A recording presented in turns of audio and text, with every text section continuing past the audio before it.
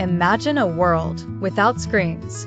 No soap operas, no football, no news, no movies, just silence and imagination. It was like this for centuries, until some geniuses decided to try the impossible, capture images, transform them into signals, and make them appear inside a box. And thus, television was born. Before we continue, please leave a like, share, subscribe, and support my work by purchasing through the link below.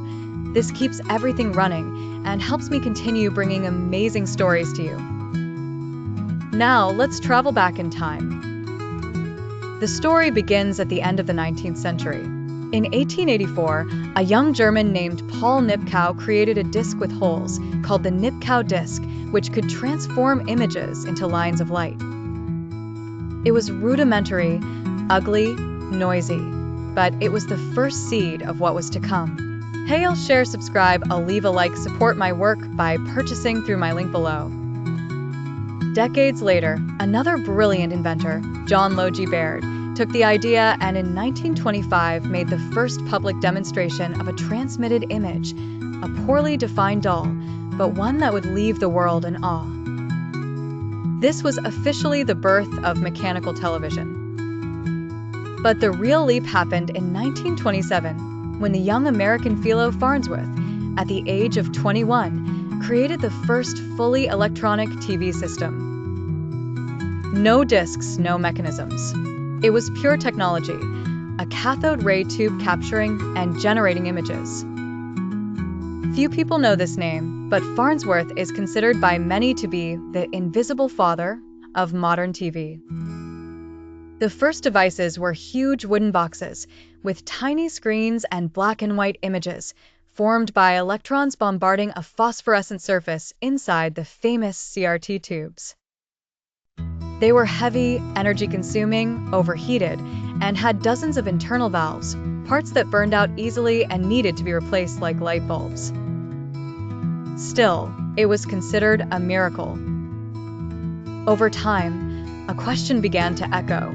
What if the image had colors? The first official color transmission happened in 1954 in the United States by RCA. And here's a fun fact. Color TV didn't become a trend overnight. It was extremely expensive, too heavy, and very rare. Many families saw color TVs only in store windows, and even then, with the colors somewhat blurred.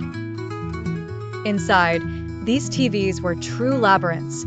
Hundreds of wires, coils, resistors, capacitors, giant transformers, and an image tube with 3 electron beams, red, green, and blue, constantly crossing each other. An impressive engineering feat. But the world was changing, and technology was too. In the 1970s, valves began to be replaced by transistors, which were much smaller, cooler, and more durable. TVs became lighter, more stable, and lasted much longer. Even so, they were still huge because of the tube, that heavy bulge at the back. Then, in the 90s, a new silent revolution began. Flat screens. First LCD, then plasma, and finally LED, which transformed everything. The giant tube disappeared, and the image began to be created by millions of tiny points of light controlled electronically. What once took up almost half a meter in depth became a few millimeters thick. A curiosity that almost no one knows. Modern TVs have more processing power than entire computers from the 80s. And the intense brightness of LED screens comes from a technology inspired by the same principles used in industrial lasers. And that old question from people who have never seen old TVs from the inside. How did a box full of huge parts turn into a super thin screen? The answer is simple and beautiful. Technology has been miniaturized. What once required hundreds of giant components now fits into microscopic chips.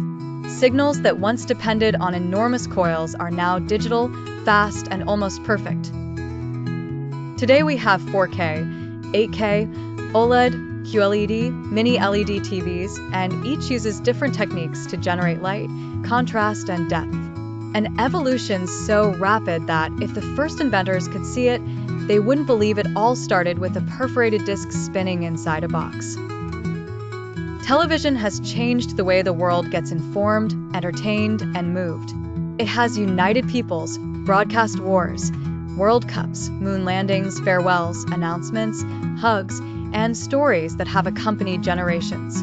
And to think that all this arose because some visionaries dared to imagine the impossible. If you enjoyed this journey, support my work by buying through the link below. Leave a like, subscribe, and share because there's always someone wanting to learn more.